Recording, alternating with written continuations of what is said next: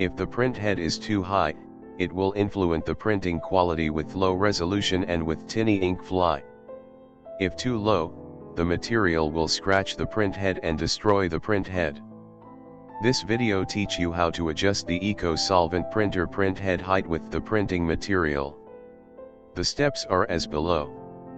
First, move the carriage to the middle of the printing table.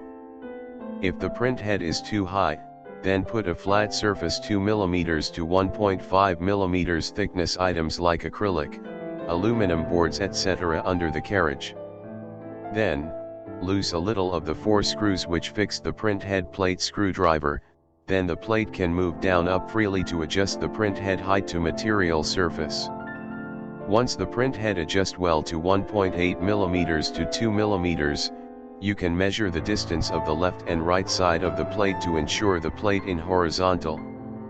Last, fix the plate tight, and screw one side screws first, and then fix another size screws later.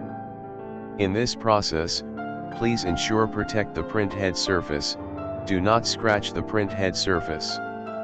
Thank you for watching.